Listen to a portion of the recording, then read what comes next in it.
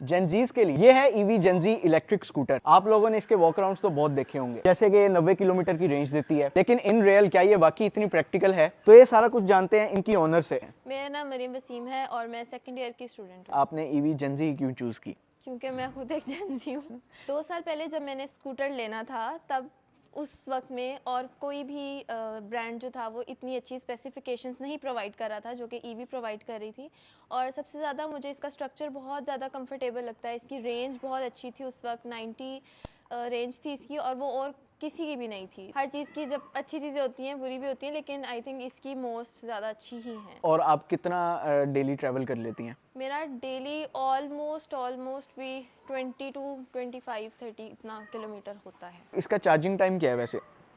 I think almost 6 to 7 hours लेती है charge होने में, जब फुल चार्ज हो जाए। काफ़ी ज़्यादा दिन का सफ़र होता है जिसकी वजह से मुझे इसको डेली चार्ज करना पड़ता है। जब आप इसको चलाती हैं तो कितनी स्पीड मेंटेन करती हैं? स्पीड 40 to 45 आराम से हो जाती है। जब आप इसको हैवी ट्रैफिक में लेकर जाती हैं तो वहाँ इसको कंट्रोल करना कैसा? आसान होता है, बहुत आसान होता है। जब ये खड़ी होती है तो बहुत भारी लगती है, लेकिन जब आप ऊपर बैठ जाते हैं तो मतलब बिल्कुल इजी आराम सी से। हो हाँ, ये जाता है। है कि ज़रा बाइक की निस्बत ज़रा है, बाइक इतनी जगह से गुजर जाती है, इसको ज़रा थोड़ी जगह चाहिए होती है। मुझे ये बताएं, आप कह रही हैं कि इसको 2 साल हो गए हैं, तो आप हाँ। पहले इसको जब ली थी तब ये कितनी रेंज दे रही थी और अब ये कितनी रेंज दे रही है? तब आई थिंक ये 90 किलोमीटर तब रेंज थी, पर अब 2 साल हो गए हैं। काफ़ी ऊपर से चली भी बहुत ज़्यादा है, बहुत रफ भी काफ़ी यूज़ हुई है। हाँ। जिसकी वजह से अब इसकी रेंज काफ़ी कम हो गई। आई थिंक 50 होगी, 45-50 इतनी ठीक रेंज है। हो गई है। ये बताएं कि इससे आप गिरी कितनी दफ़ा? हाँ, ये आगे वाली ब्रेक से मैं 2 दफ़ा गिरी हूँ और बहुत बुरा गिरी हूँ। अच्छा। मतलब बहुत बुरा एक्सीडेंट हुआ है, लेकिन इसी वजह से, क्योंकि ये डिस्क ब्रेक है आगे, तो इसकी वजह से इंसान बहुत बुरा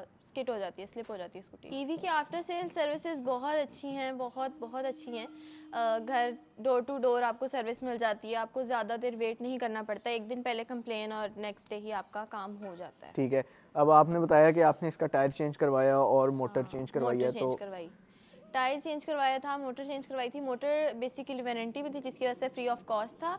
टायर का भी फ्री ऑफ कॉस्ट ही था, इतनी कोई खास सर्विस चार्जेस नहीं लेते। 3 बंदे बैठ सकते हैं। अच्छा। मेरी फिजिक के तो 3 बंदे आराम से बैठ सकते हैं। वैसे नॉर्मल रूटीन में मेरी मदर, मेरी छोटी बहन और मैं। बेसिकली मेरा मकसद भी इसको चूज़ करने का यही था, क्योंकि इसका स्ट्रक्चर बहुत खुला है, बहुत अच्छा कंफर्टेबल है, मतलब आराम से आप बैठ सकते हैं। और इसी वजह से मेरी कोई 6 to 7 दोस्तों ने लिया है, पर उनका मॉडल ज़रा थोड़ा अपग्रेडेड है। हाँ, वो अच्छी है लिथियम माइन में है वो अब बैटरी। हाँ, अच्छी चीज़ है, बहुत अच्छी चीज़ है। मैं तो बहुत ज़्यादा खुश हूँ इससे, और मैं, क्योंकि बहुत कंफर्टेबल है, और मैंने अपनी बहुत सी दोस्तों को रिकमेंड किया है और उन्होंने भी ली और वो भी बहुत ज़्यादा सेटिस्फाइड हैं। तो मेरे हिसाब से तो this is the best choice for all the girls.